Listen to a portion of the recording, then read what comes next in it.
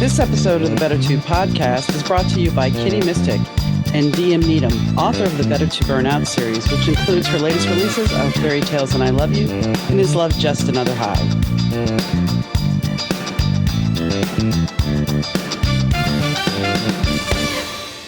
Hi, gang. Donna here. Thanks for tuning into the Better To podcast. Today's guest is Phyllis Leavitt.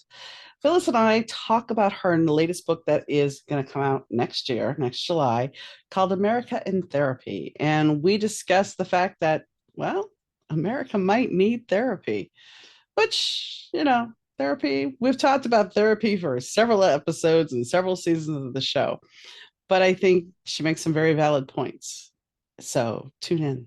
Hi, Phyllis. How are you doing today? I'm great. Thank you so much for having me. How are you? I am good. I appreciate when you reached out to me and you presented the fact that you had a book and you were talking about therapy and America in therapy. And one of the questions that popped in my head, and I know this is like right out the gate, I'm going to ask you something really wild, but do you think that part of the reason we have such the mental health crisis that we do nowadays is the fact that we have taken critical thinking away in some aspects? Well, that's a great question, and it probably has far-reaching tentacles in terms of what you could talk about it.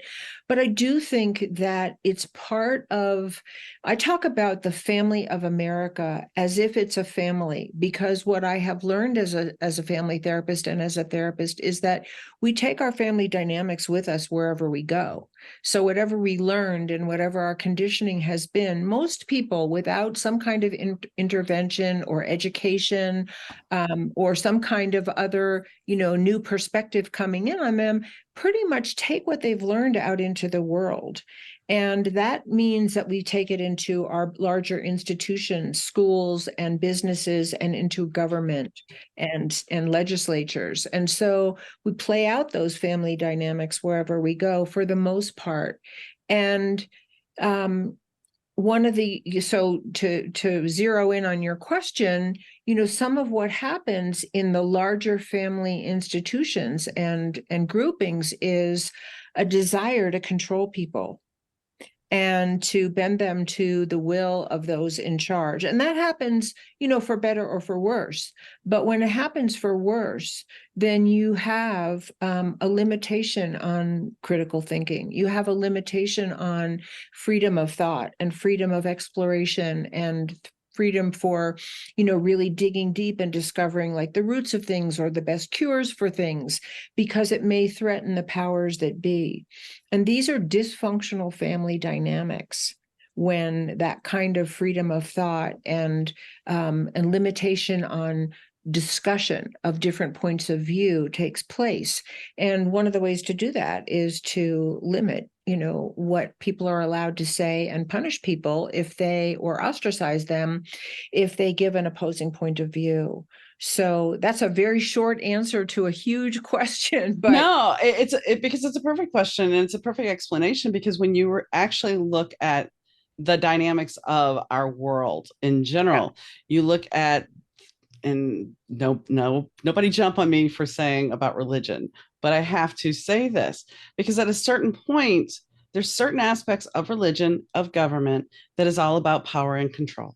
And I'm not against the government and I'm not against religion, but you have to look at the bigger picture of how much control are you relinquishing to somebody else.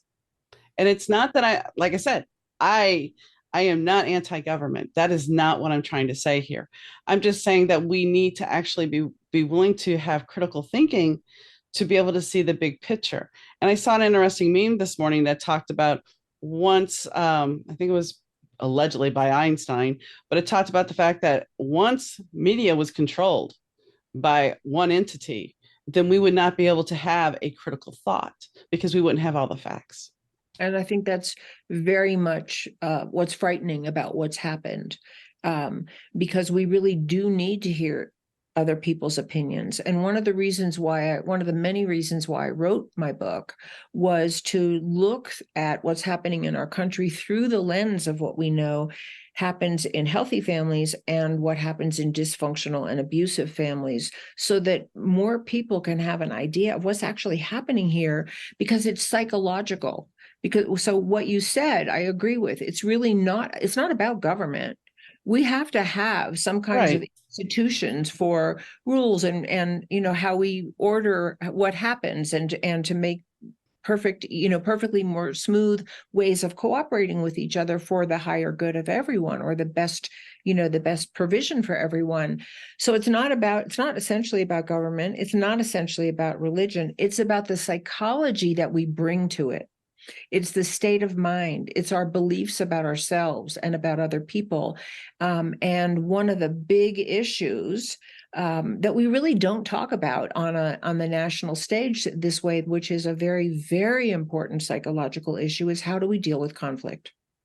Very true. I mean, especially here, there was a surprising fact not too long ago that came out that America has been at war almost every year since way back when. And it's like, you don't think about it because we don't hear about it. We don't hear about the little conflicts. But at a certain point, do we look at the ramifications of what happens because of this?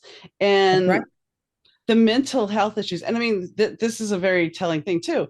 How many times has the government, and I know I sound like I'm rallying against it, but how many times, even in Illinois, we had a governor who defunded mental health?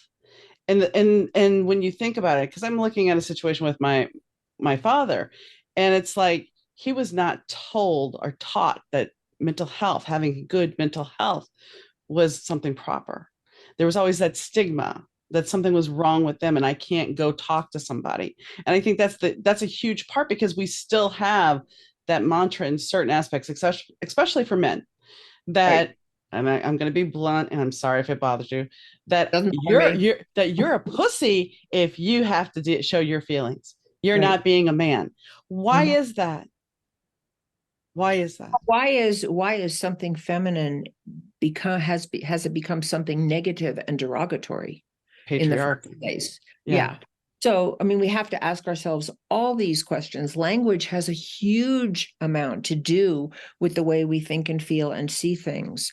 And yes, there is a stigma against mental health issues for many reasons. Let me just say a broad thing first, and that is that when I talk about mental health, and what I'm talking about mental health in my book, and as a psychotherapist of over 30 years working with hundreds of people and having done many years of therapy myself as a client, we're not talking about the guy over there that is talking to voices in his head on a street corner. And yes, that person is suffering from a real mental health issue, and I'm not putting that down, but I'm talking about our collective mental health. And that means all of us. Is it mentally healthy that we condone war? Is it mentally healthy that we condone police violence? And I know a lot of people don't, but it's still happening. We're not voting that out of existence. We're not even sometimes allowed to safely demonstrate peacefully against some of the injustices that, if they were perpetrated on us personally, we would be outraged. Mm-hmm. And yet we condone as a nation, and we condone as parties and gender groups and religious organizations and economic groups and you name it, we condone things that we would never want to have happen to us. And that is a mental health issue. Well, It's not an ideological issue. It's a mental health issue. it is, and this is something I didn't mean to catch up, but No, no, there's this fact, okay? Because yes, I'm not a young one. I remember the Vietnam War. I mean, I was a little tot, but I remember them saying on the news, if you have small children or sensitive people, please remove them from the room. Okay. And when somebody would die in a movie, oh, that was it. There was no blood, no gore, no. And so at a certain point, because we wanted realism, we don't excuse don't warn anybody if there's small children in the room that they need to leave. We have desensitized ourselves Yeah, so we can watch, oh wait, they're showing somebody get shot by body cam. Wait, I got to watch that body cam. Why have we done that to ourselves? yeah, yeah, yeah. Well, I think again, I think there's a lot of factors. What I really try to explore in my book is going down to the deepest levels that I have experienced as a psychotherapist. We can talk about the surface of that. It's sensational, it's projection. I mean, and those things are all real and important. But what makes us drawn to that?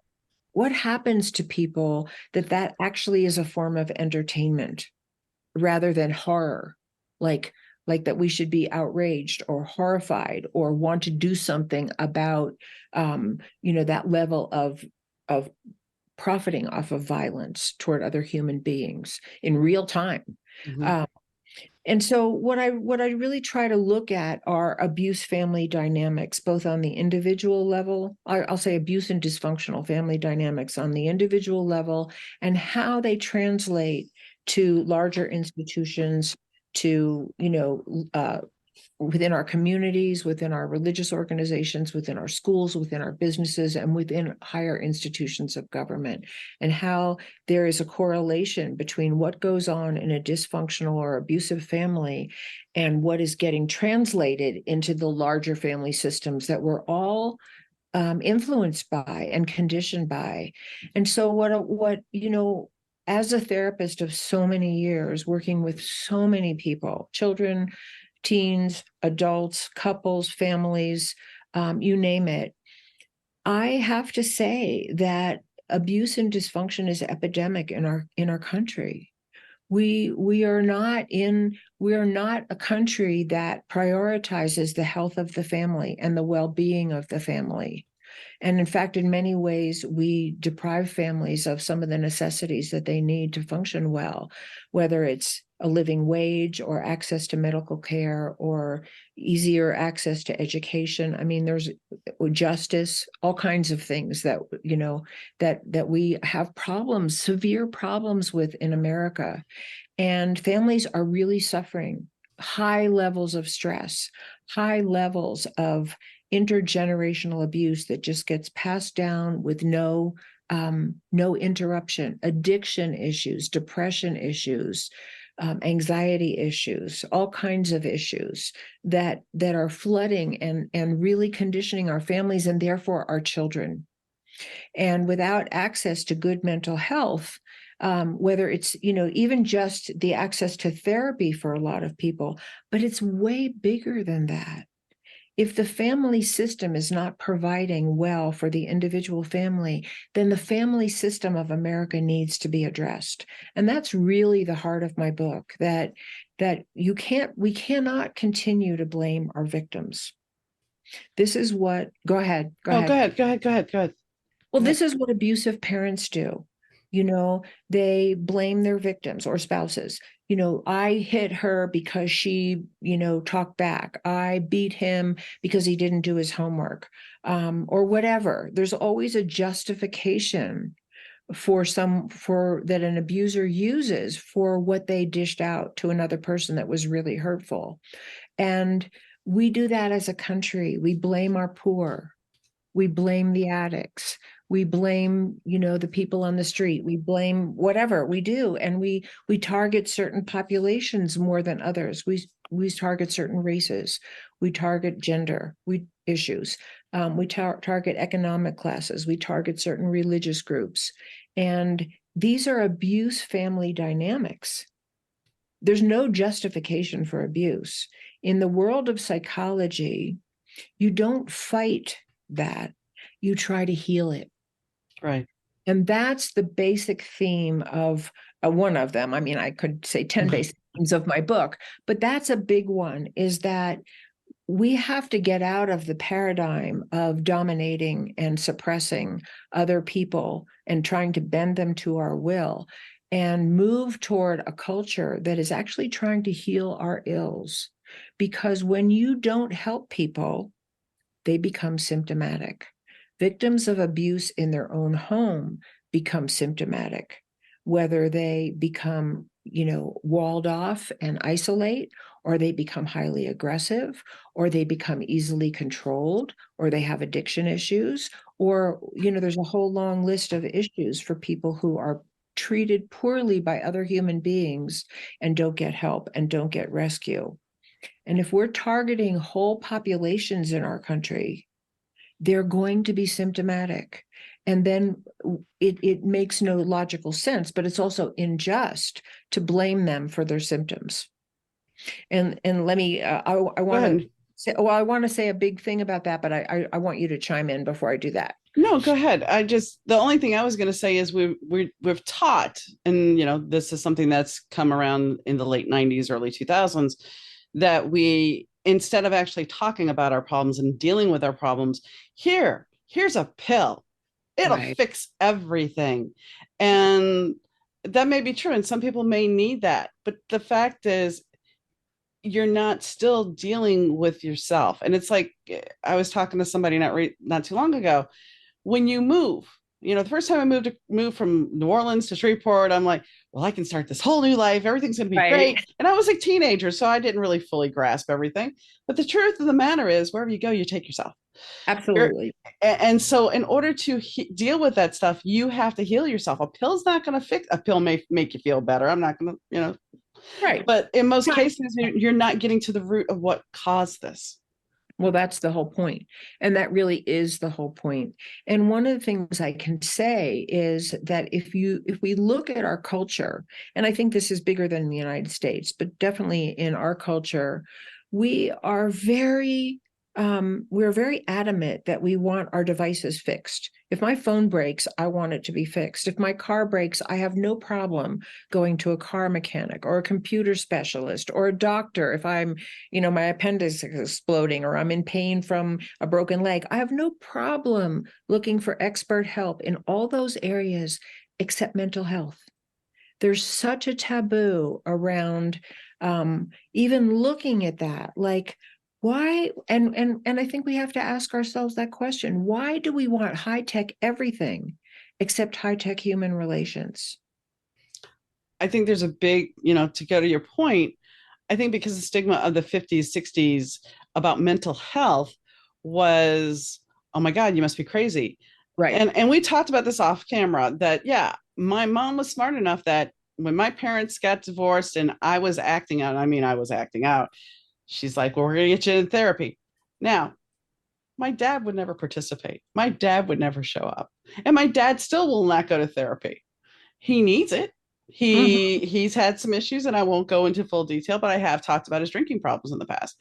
But it's like I've watched that. But then the other caveat is my mother should have had her own mental health problems. Mhm. And you're talking about controlling. And there was an issue one time where I'm a very creative person, and we were living in Shreveport, and I was, I think, 20 years old. And for the time, I was dressing kind of outlandish for Shreveport. And my mother looked at me and she goes, you need to go to the mental health hospital. I'm like, excuse me? She goes, you need to go get checked out. I'm like, why? She's like, because you're just, something's wrong with you. Okay. So I went, and I'm sitting there the whole time questioning my sanity because I'm like, Mhm. so I go and they do all the little tests. And then the guy's like, why are you here? I said, because my mother said I needed to be here because I was crazy. And he looked at me, he goes, you're not crazy, you're creative. He's like, Wow. if anything, she's the one that's a little cuckoo, and she's going to kill you if you don't get away from her. So I went back home and I told her, I said, Mom, she goes, what'd they say? And I said, that I was creative and that I'm perfectly healthy and mentally fine and I'm normal and I need to move away from you. And she's like, they don't know what they're talking about. Hmm, okay. Well, she would end up taking her own life several years later, but Oh, that wasn't the first time. I saved her once. But yeah. so there was a lot of mental instability with her. Yeah. So when you're dealing with somebody that is mentally unstable, there's that secret trauma because I'll be honest with you, when I think I was a junior in high school and she tried to kill herself. And I saved her. And the thing is, all the neighbors came out when the ambulance arrived because she took pills. And the Yeah. ambulance comes and the neighbors are all out. And one of our neighbors was brave enough to come across the street and look at me and goes, "So what happened?" And I looked and I was just like, because there's that stigma, and there's still that stigma. Well, she had some food poisoning or something. Something was wrong with her. And nobody really thinks about the stigma of, and this doesn't happen often, but you go to a doctor's office and you fill out that questionnaire and it's like, mom, deceased, health issues, deceased, mental illness. How did they die? Suicide. It's like you have to wear that as a badge of honor, even though Mhm. it's not. And it's abusive. It's people, and I don't want to sound really harsh, but I'm going to. Suicide at a certain point, it depends on how sick they are and how long they are sick. It becomes very abusive and narcissistic because my mother actually wanted me, before she formally did it, she wanted me to come back from Dallas to Shreveport and find her in the shower. She was going to shoot herself in the shower and wanted me to find her. And this is after a whole month of calling me every day. And I couldn't do anything because she was married and my stepfather would not commit her. And I just remember saying to her, if you love me, you wouldn't ask me to do that. Because Mm. how twisted and abusive is that? And I Mhm. understand she was sick. I'm not taking away from that. But how abusive is Well, that? I think what you're saying is one of the things that's very hard to understand is that the most abusive among us are mentally unwell. People who are mentally well and healthy Mm-hmm. do not do things like that. No. And one of the outcomes for severe mental illness is abusive behavior and abusive dynamics and abusive relationships with other people. And it's the easiest to abuse people that you have some control over. And that's why it's so frightening to see that happening on larger levels in our country, where there are such extreme power dynamics, economic and political and cultural, and in all realms. And that's why it's so alarming, because if you depend on someone, if you're their child and you depend on them, you're subject to their mental unwellness. And sometimes it takes the form of extremely abusive behaviors, whether it's emotional or physical or sexual or mental or even spiritual, sometimes, or religious. And so, yes, and what you brought up was one of the points that I had wanted to hit on earlier, which is such an important one that I don't think a lot of people understand unless they have some familiarity with psychology. And that is when people, so your mother made you what's called in psychological language the identified patient. She convinced herself that you were the problem and she sent you to therapy. Mm-hmm. And so often, and this is one of the reasons why family therapy was such a breakthrough in the world of psychology, is that we now really understand that people are often expressing family pain through their own behavior. So I don't know why you were dressing the way you were, and it doesn't matter. It wasn't a sign of mental health, but it might have been some kind of call for help, like pay attention to me. Something's not going so well in my home. I wanted to be in a band. So it was more of creating a persona than being outlandish as far as Yeah. crazy. Yeah. In any case, so you're not the most severe example by any means, but in any case, your mother made you the identified patient, and you were fortunate enough to have a therapist who didn't buy it, who could see that your mother was really the issue. That's not always the case. But when I worked with children, I was telling you this earlier, in the beginning of my practice, I worked almost exclusively with children. And they were almost always sent to therapy for some kind of symptom, like they had fears, or they were wetting the bed, or they were not, getting along with their siblings, or they were aggressive at school, or they were failing at school, or something that called attention to them. And it looked like they were the one that needed therapy. But inevitably, what I would find was it was the parents that needed therapy. And most often, the children were suffering from either extreme conflict at home between their parents or a divorce. And often it was a divorce and a conflictual divorce. And divorce is traumatic for children, regardless of whether it's conflictual or not, but often it's conflictual. And so in the world of family therapy, we call them the identified patient. They're the one that brought the family to therapy. And a good therapist, like your therapist, took you out of that role immediately and identified the problem where it really lay, which was some kind of mental health issue with your mother. And often what happens when children are sent to therapy is that the family issues are what actually is identified as what needs to be treated. So if we take that lens and we look at our country that way, who are the identified patients in our country? Who are the ones that are most symptomatic? And we have some highly symptomatic people in this country. We have people who are committing multiple murders of strangers. We have people who are dying in the streets of overdoses or selling drugs to children, who are trafficking little children into sex, who are embezzling, who, the list goes on and on. We have highly symptomatic people. Could they be calling for help for the family of America the way a symptomatic child does in their own family? And I think we have to see them that way. It doesn't mean we don't hold them responsible for what they're doing, but we have to understand that they weren't born a murderer.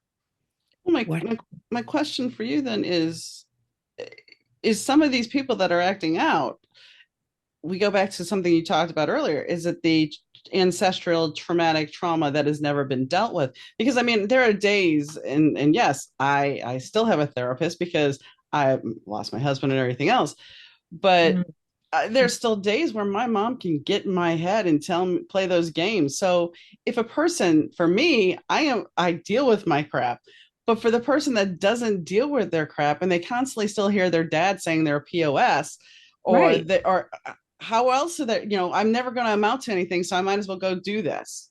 Right. I think that's absolutely what we're dealing with on a continuum of severity and a continuum to incredible severity.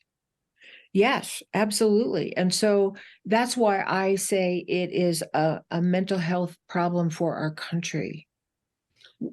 Where do we need to begin? Because the other half of that is part of it's the diagnosis, and we're touching on some of the high points, and there's lots of other points that we won't have time to discuss. But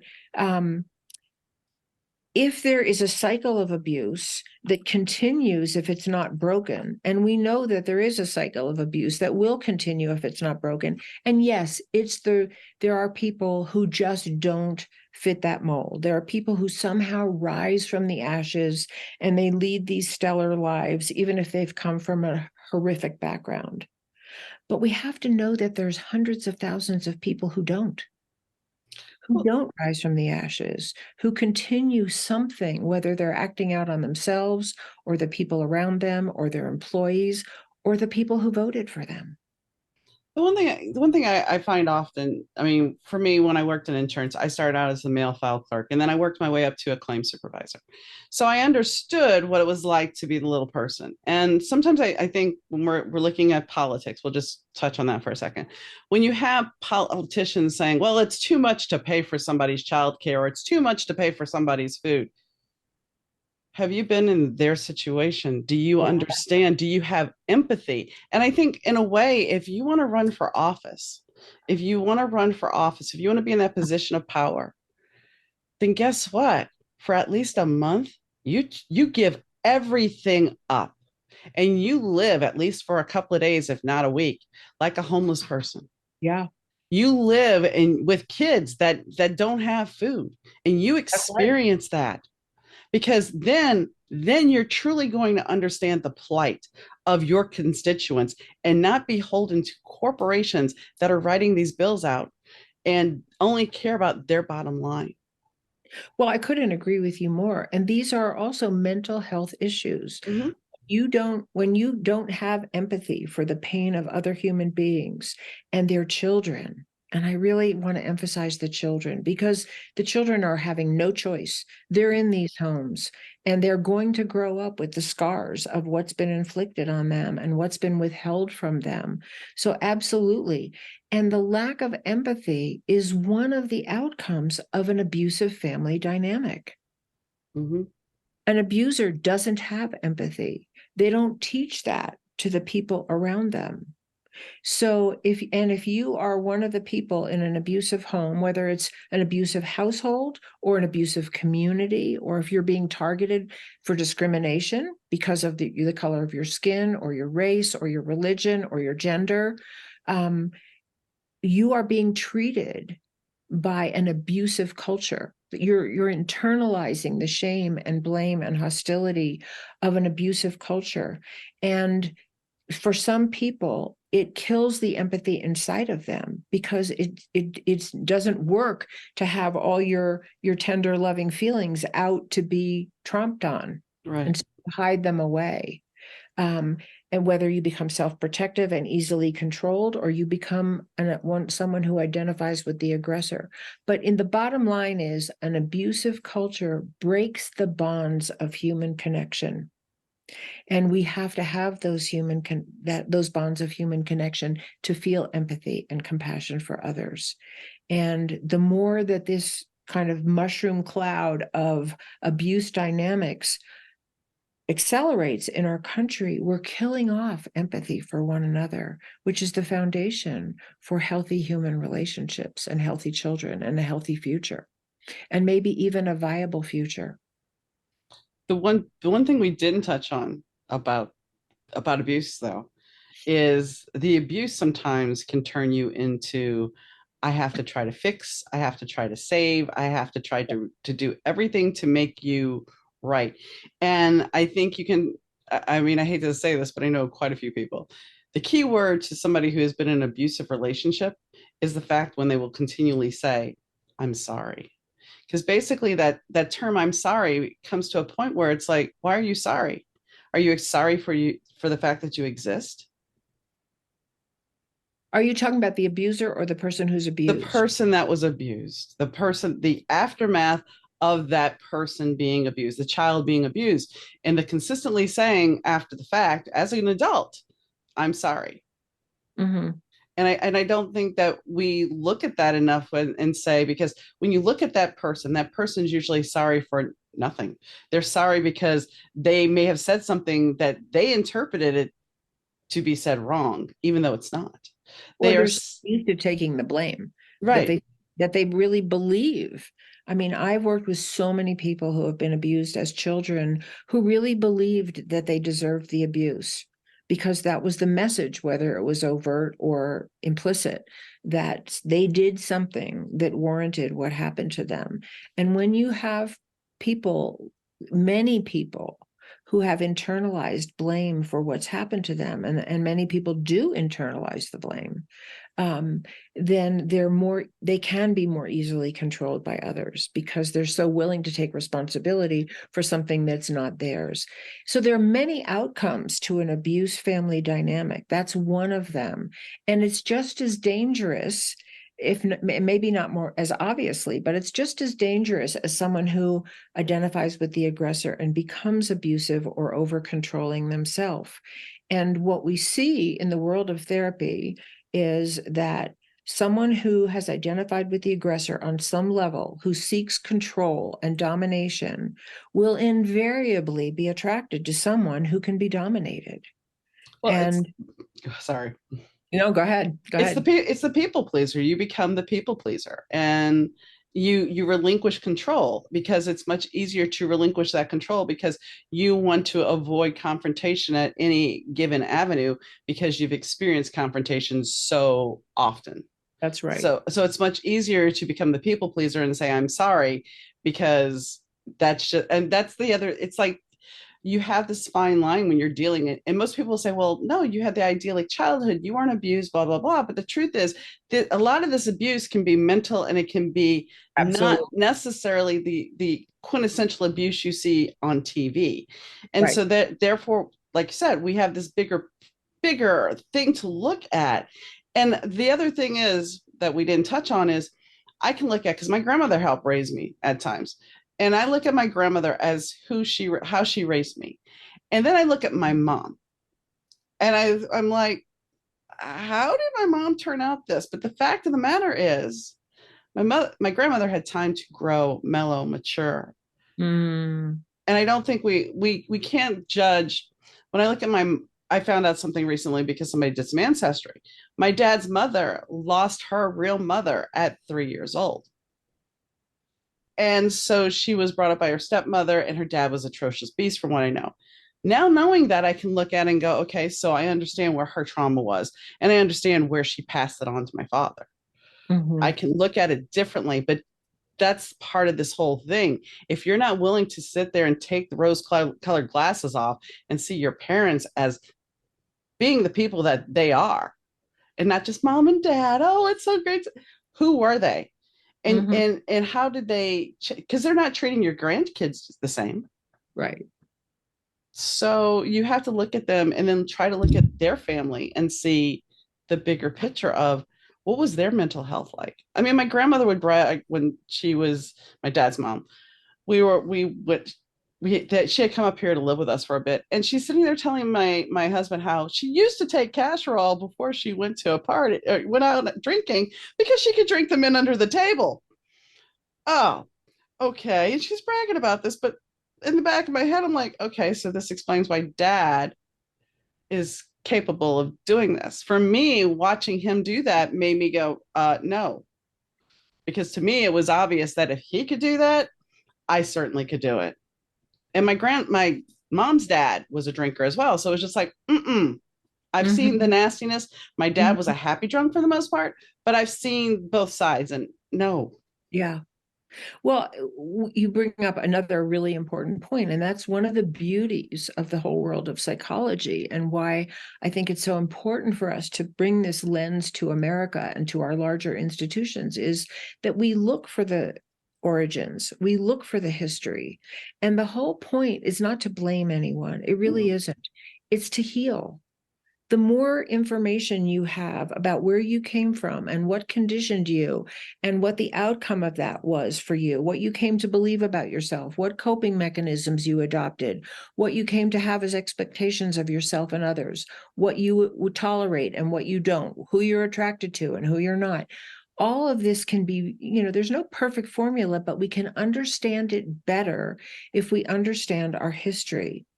And that's some of the access to healing is, oh, maybe I was brought up to believe that, whatever, I'll just make something up. I was brought up to believe that the only role for a woman is to be a meek little wife and do whatever her husband says. That wasn't my Yeah, upbringing, but I it get is it. for some people.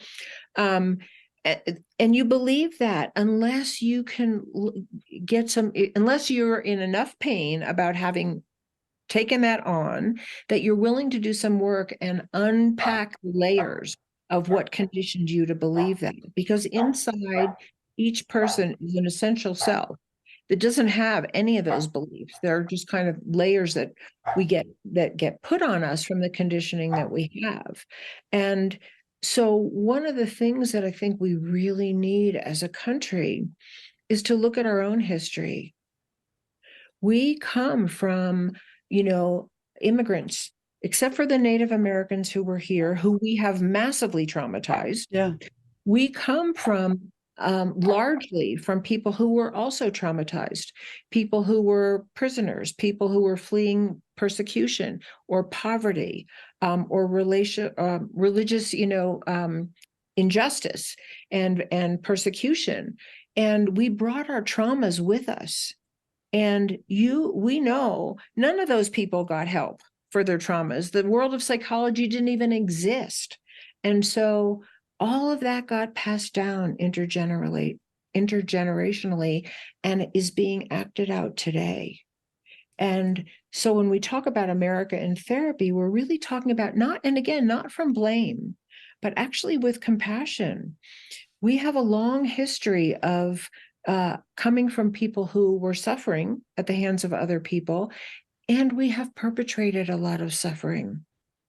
And that's also part of what the best psychology and the best psychotherapy does, is like, even, I don't know about you, but I can say I've hurt people in my life. I didn't mean to. I don't think Oh, I'm an essentially mean person, but I've hurt people out of ignorance, out of my own wounds, out of jealousy or envy, or, just whatever, my own hurt, whatever. And it's very hard, I think, for many people to look at that part. We can look at who hurt us, but it's harder to look at who we've hurt or that we've hurt. But again, it's not with like blame and punishment.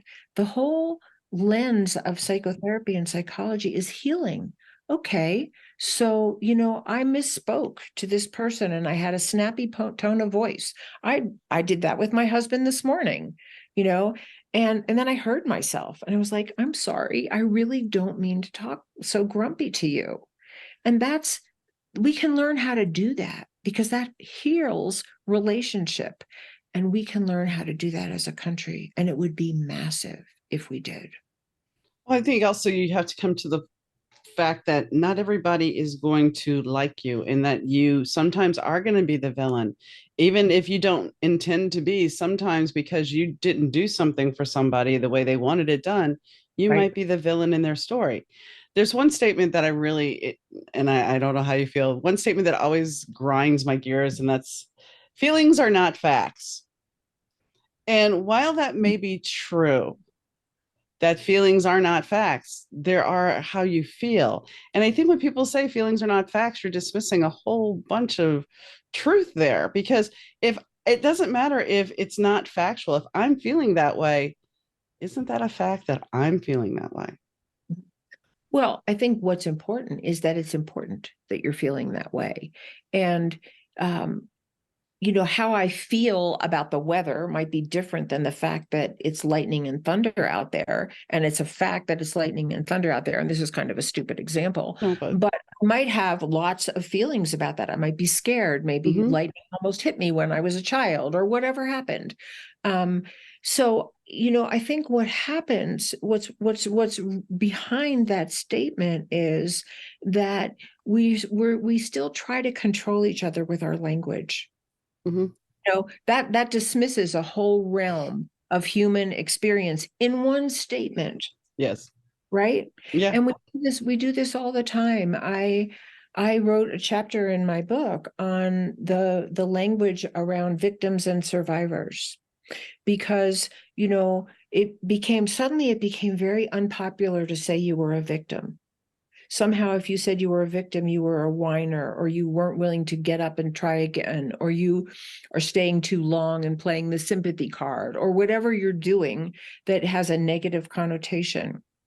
And then people had to say they were survivors of abuse. And the word survivor is fabulous. We want to survive these things. It's a very important word. We don't want to stay in a place of feeling victimized for our whole life. But that's not the point. The point is that if you were truly victimized, it's okay to say that. If you beat me, I can say I'm a victim of physical violence. And then I might be learning how to survive the aftermath of that, and more power to me or whoever is actually learning how to survive the terrible effects of whatever happened that was their victimization. But I think we have to be very careful about the use of language. And what you said was a really good example of that. It's like, if I can only say I'm a survivor, then I can't say you hurt me. And we have to be able to say, you hurt me. Well, and the interesting thing, I was talking to somebody today about this very thing because our brain, especially when we're younger, because I know for a while there, that was the other big thing. Somebody would suddenly remember that they were sexually abused, or somebody would suddenly remember, and it was like, oh, well, that can't be true. But I was talking to somebody about the fact that I had gotten into it with my stepfather. I was about 20 years old, and I had said something to him to set him off.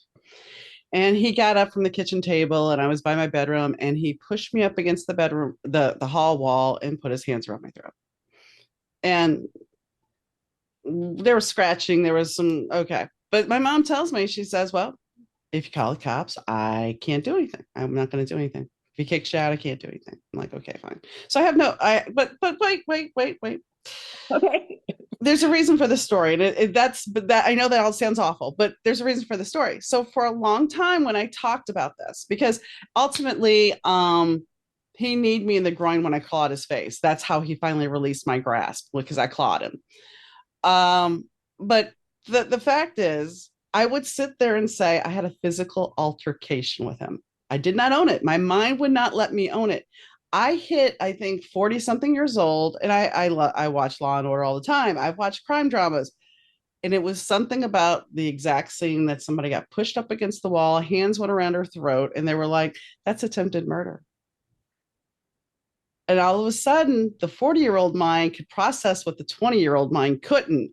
And it was Wow. like, that wasn't a physical altercation. The man tried to kill you. His hands were around your throat. Yeah.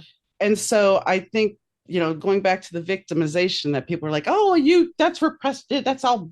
No, No. our mind will not let us process things. It's like the issue. And I've talked about this on the show. So I know you're like, why should I've talked about some of this, but like my mom was like, oh, she knew this about him. I did not. She's like, let him give you a pedicure. He loves giving pedicures, and he'll even buy you a nice pair of shoes.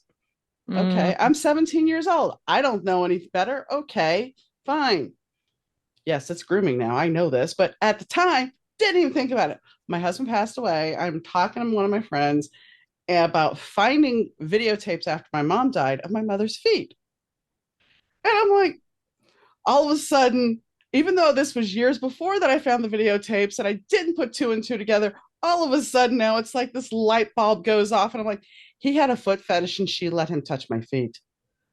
What in the And then she would accuse me later on of sleeping with him, which I never did. I couldn't stand him. But the whole fact of the matter is, yeah. she put her daughter into this man who has a foot fetish. How screwed up is that?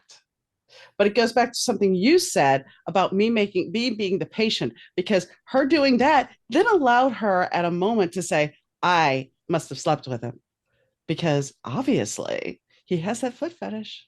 Hmm. And I would just say your mother was severely disturbed, Yeah. really, really disturbed in a very threatening and harmful way to you.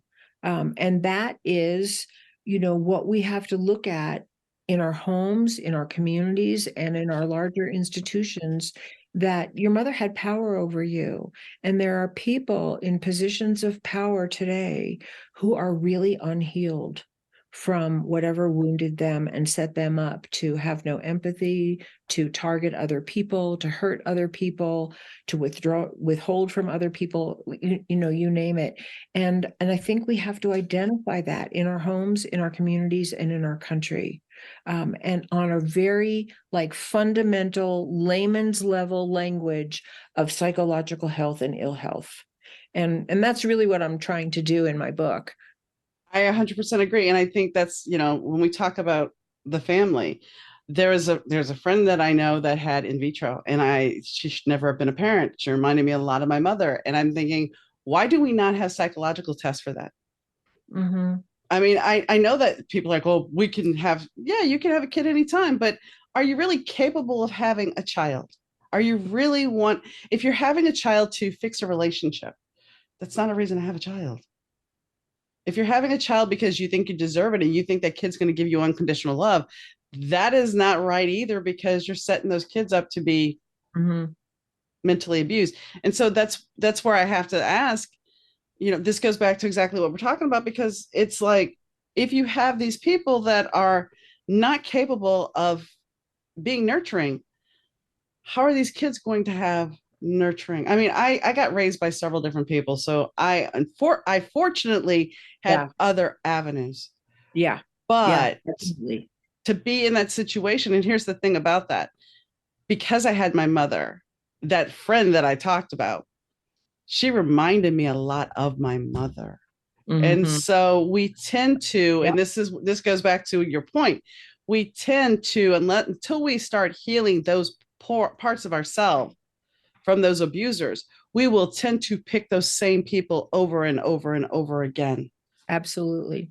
Absolutely. And what's scary about it is it can have terrible repercussions in your own life, especially if you're picking someone who is abusive of you, and many people do, just out of their conditioning, not because they're bad people or stupid or anything. Right. They're running on an automatic psychological pilot. Um, but part of what's really frightening about that is that if you have many people coming out of homes where they've identified with the aggressor as a way to survive, they're more likely to identify with the bully on the playground. They're more likely to identify with the bully running for office. And this is very, very scary for our country.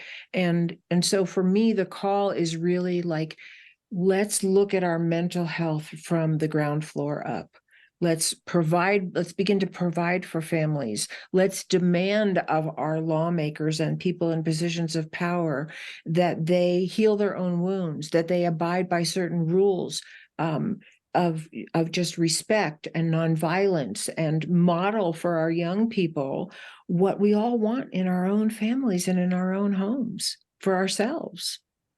I But this often is a lot of work. We're talking about a lot of Oh, work. it is. I mean, I had the discussion many times when a certain person was running for office that you think this person is going to be there for you when they have a golden toilet. Mm-hmm. It doesn't equate. It doesn't, with the critical thinking, it does not equate, because a person with a golden toilet is not going to be there for to help lift somebody else up. Yeah. Yeah. And that goes back to the empathy thing. Um, I also, before we go, because I know we still have a little bit of time, I did want to touch on your other two books. You have Into the Fire and A Light in the Darkness. And you said that you basically got these books from Receiving Divine Source Connection. And I do read and I do tarot. So Oh, I do intuitive reading. So this is why that was kind of like, well, besides the mental health aspect, if you don't mind sharing a little bit of this would be I great. don't. Those books I wrote those two books not that long ago, but maybe, I don't know, 10 years ago, or a little less actually. And they're very autobiographical in a certain way. I had some abuse and trauma in my own childhood, and it caused me a lot of suffering. And that's probably why I'm so sensitive to the issue. And I think it also gives me a lot of insight into the ramifications of abuse and neglect if it's not treated. And fortunately, by the time I was in my mid-30s, people were talking about psychology and psychotherapy and going to therapy. And I finally went to therapy, and it really changed my life because I began to remember what happened to me, and I began a long process of healing. And how I would say what was so valuable in 2 words, what I shared in those books is I shared some of where I came from and what life was like for me before I got any help. And also that what I had said earlier, I'm going to highlight now, which is I really believe we all have an essential self, something that was there in us before we were written on by the conditioning that we got from our parents, from our world around us and our communities and whatever else we were influenced by. And that I think the best psychological work really helps a person reconnect to their most essential self. And our most essential self, I have never seen this not be true, and I'm certainly open to hearing somebody else's story. But with all the people that I've ever worked with or known who have made that journey to uncover, who they really are and who they really want to be, I have never seen that be a monster in there. It's always a loving, caring, connected human being who has empathy for others and compassion for themselves, to some degree. None of us do it Yeah. perfectly, but that essential self is also very wise. That essential self actually really knows things that we're not allowed to know by the family systems that we grew up in. And so in those two books, I really wrote about when I got in touch with that essential self in me, and it felt very spiritual. I got a lot of messages about what the truth was for me. And that's what I share in those books. And it was an amazing journey. It has been. It's not an over journey, but it also has really informed me as a psychotherapist. Those worlds are actually not separate. When you connect to yourself, you connect to wisdom on all levels. And so a lot of what I connected to in myself and in my own healing process, I put in a certain form for America in Therapy because I really want to speak to a wide audience. And I'm speaking through the lens of psychology, but I actually believe those worlds are very connected, if that They makes are. sense. No, Yeah. they are. I mean, I've talked to a neuroscientist who talked about how we are all connected via energy. And Yeah. I dumbed it down to Star Wars with the Force because that's the easiest way, but it's true. I mean, there's certain things, if you are connected to your higher self, if you're connected, you will get intuitively, you will know things. Intuitively, you will That's right. understand things. That's right. And I remember, I think it was it was a little over a year ago. I kept saying I was going on a trip and I'm like, I need to stay at this certain hotel because I need access to the elevators. And my friends are like, why do you need that? I'm like, because I do. And I would say this for months and months and months. And so finally, when the day came, uh, I was I got told I was sitting in sitting in the lobby and I was like, you need to go upstairs and get something to eat. I'm like, all right, fine. So I got up and I got distracted and I went back to the elevator, hit the button, and somebody I wanted to see walked out of the elevator at that moment. And I was just like, okay, so see, this is why I needed access to the elevator. And Yeah. there's things that, yeah, Yeah. it made sense to me. My friends were all like, whatever. But in my core, in my soul, I knew Yeah. that was the answer. And I think that if we trusted ourselves more, that's the one thing, goes back to the initial part of our conversation. We are taught because of control. And you can't talk. And I mean, there's that fine line with psychotherapy that if you're getting information, so like driving along, hearing slow down and going around a curve and slowing down because traffic's at a dead stop. But when you hear that little voice, it's not the same as hearing voices. That's It's right. It's and not the that's same at all. but that's the problem. We the media and the general world has painted if you hear those things, then it's wrong. Yeah. And Yeah. there's got to be a I'm controlling people, but they don't listen to yourself, listen to me. right. That's a huge weapon of control. And it's unfortunate because, often little children are highly intuitive. And if they were listened to and honored in their perceptions, and they could grow up staying in touch with that part of themselves, and so we have to do the work of uncovering it and peeling back the layers and getting back in touch with it. um, but those parts of us can be incredibly wise. And I'll just say this really quickly. I have a client that I worked with for many years who had terrible, terrible abuse. And we worked together for a really long time. And as her therapy wound down, she made a very powerful connection within herself that she would call spiritual, I would call it. And it just came out of her work of peeling back the layers of what happened. And so we don't want to separate those worlds and make one world kind of like, suspect or crazy or, doubtful or whatever, because we actually all really do know somewhere inside of us. And the best therapy will help you uncover that. Mm-hmm. And I will say there is hope for the younger generation because I do work out of a store occasionally, and I've watched a little kid walk over to the crystals and hold the crystals and know, and feel the vibration. And then her mom sat down and I did a reading for her mom, and she's like, "Yeah, my daughter's intuitive." My daughter tells me one night, she's like, yeah, dinner's going to be free tonight. And she's like, no, it's not. We're going to a restaurant that's not going to be free. So lo and behold, they go to dinner and it's something ends up happening. The manager's like, oh, your dinner's free. Oh, I love it. I And so, just love those so stories. there's more parents now, I think, that are more willing to be open to listen to their kids. They had one that was like, yeah, I constantly doubted her, but she keeps getting right. So I'm like, then you need to listen. Yeah. Yeah. Because if that's fostered there, it's gonna help them be better leaders and better people as they grow older. And it's going to help them be people who will listen to others, Mm-hmm. which is what we desperately need. Yeah, we definitely do. Desperately. Yeah. Definitely do. So, is there anything that we haven't talked about that you would like to Oh, say? yes, there's chapters we haven't talked about, but that's fine. Well, That's fine. I thank you for coming on. It's been a very fascinating interview. Thank you so much for having me. I feel the same. Just lovely talking to you.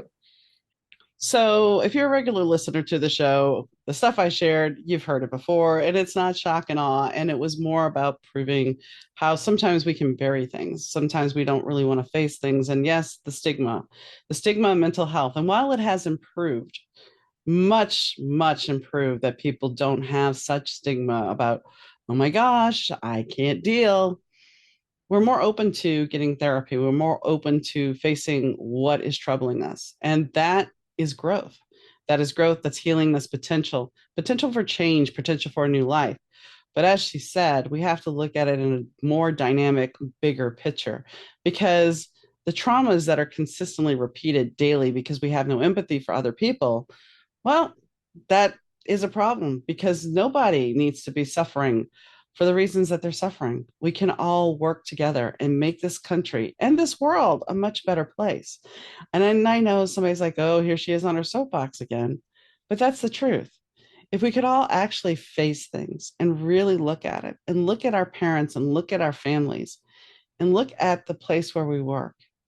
And I'm not saying being judgmental about it. I'm saying actually look, dive deep, understand why you're doing what you're doing in your life, and realize that maybe it's still from the past. Maybe it's something I need to heal, something I need to let go. And I'll be honest, I'm on that journey right now myself still. And I'm trying to rediscover a new way of life for me. And how do I rediscover a new way of life? Because I had a life that I kind of liked before I met my husband.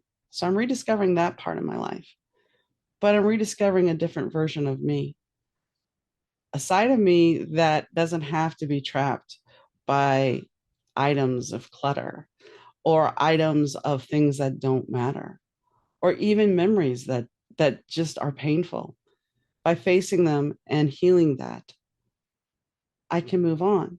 Now, as I said earlier, though, even if we heal, sometimes that tape comes back, and we've talked about that before. So today, if something's bothering you, reach out to somebody, talk to them, get a therapist, but get to the root of the problem. Because while medication's great and medication can help you feel better, figure out what really is going on. Is it the bully that was in school with you that made you feel like shit? Is it the person that put you in front of the class and embarrassed the hell out of you? Is it your parents that may have said something to you that you weren't worthwhile? Whatever it is that creates your own negative self-talk, that makes you feel less than you are, know that you're worthy, know that you're worth it. And turn the chatter off, face them, sit down, imagine having the conversation that you really wanted to have with them if they're not here, or you can't ever face them because who's going to go dig up the old bully? But be that protector for the person that was there, that came at you, that you didn't protect at the time. Be the protector. Heal that side of you. So, on that note, if you want to be a guest on the Better Two podcast, you can drop me a line at Donna, at DAUNA, at better2podcast.com. As always, the sound and audio is done by Rich Zai of Third Ear Audio. So on that note, guys, I hope you have a great day, and I'll catch you next time. Bye.